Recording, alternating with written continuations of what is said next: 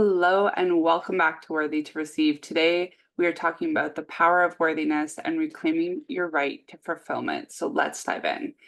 What is worthiness? This is something that we hear people say all the time. You're worthy of good things. You're worthy of a good job. You're worthy of a good relationship. And it's true. We are innately born worthy. And it's over time as we grow up that society starts to tell us we have to prove our worthiness. We have to earn our worthiness. If you're not skinny enough, if you don't work hard enough, if you don't make enough money, if you don't love yourself enough or love other people or self-sacrifice, there's so many things that our society says you have to do in order to be worthy, but that is what pulls us away from forgetting we were born worthy. Children who say, I want this, I want that, I want to go here, I want to do this, they believe they are deserving of that just because of who they are. It doesn't cross their minds that they shouldn't or be able to do something or get something because they haven't earned it. They just innately believe they are deserving of it. And again, it's our society that brings us away from that. And it's essential for women to reclaim their power and their worthiness because this is what enables us to live our dream life no matter what we are doing, no matter what job, stay-at-home wife, stay-at-home mom, anything you desire to do, knowing your worthiness empowers you to do this because when we are worthy, we take action as if we are worthy. We take action as if we are powerful because we are.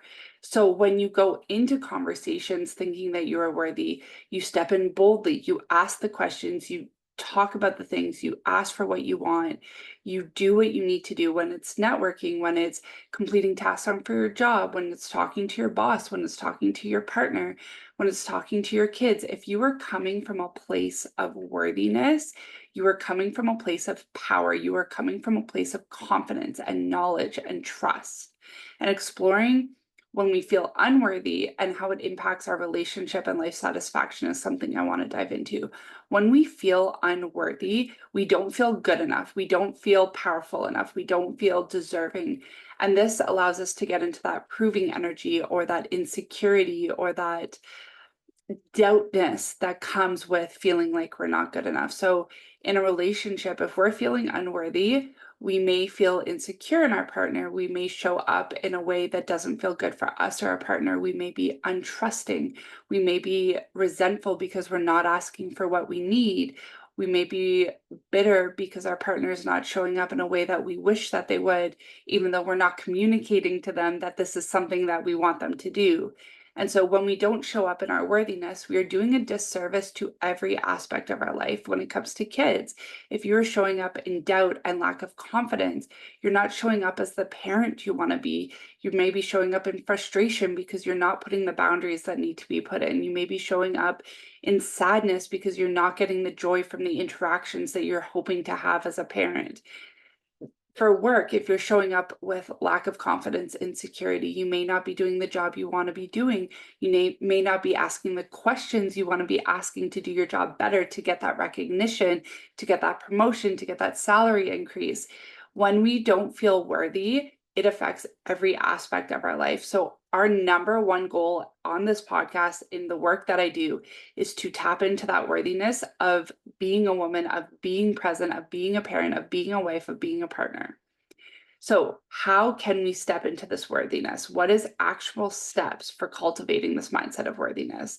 First and foremost, it may seem redundant, but man, does it really work, is affirmations. It's something I just worked on recently with a client, and it's something that is a work in progress. Your affirmations are going to change depending on what is relevant to your life now. So what is something that you can say to yourself all day? You don't even have to look in the mirror. You don't have to write it down if you don't want to, although they are super powerful ways to embody it. But what is something like a mantra that you can just say to yourself every day? Can it be, I love myself unconditionally? Can it be, I am worthy of good things? Can it be, today I step into my power and be the woman I want to be the parent I want to be the wife I want to be. Today I am in control of my energy. Today I take action on things that desire and drive me. Anything. I want you to sit with it and see what fits with your life. And this affirmation is something you're going to say to yourself when you wake up, something you're going to say to yourself throughout the day, and something you're going to say to yourself throughout the evening or before bed. Then I want you to find ways to take care of yourself. And I don't want to hear the excuse you have time, because you have 5 minutes after the kids go to bed, after you log off for work. And if you don't have 5 minutes, you need to reprioritize your life, because it is not okay to make it normal that you don't have time for yourself. That's not something that should be normal.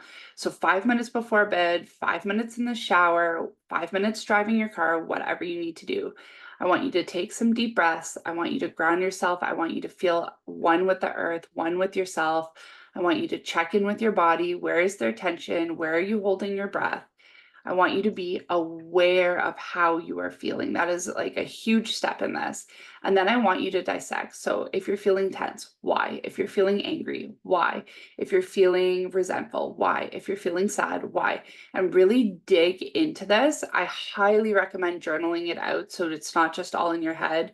When we get the thoughts and purge it out of our head, there's a lightness that comes, because we are no longer just holding that ourselves. We are getting the support to hold it. You can talk to your partner about it if you want to, but journaling is absolutely great, getting it on paper and getting it out of your head. And so I want you to start to dissect why these limiting beliefs of your worthiness, why you think you're not good enough, why you think you're not fit enough, why you think you're not deserving that promotion. I want you to dig into it and really find where in your childhood, where in your upbringing did this unworthiness come from? Who taught you that you had to work hard to be worthy of having good things? Who taught you that you had to look a certain way in order to be worthy?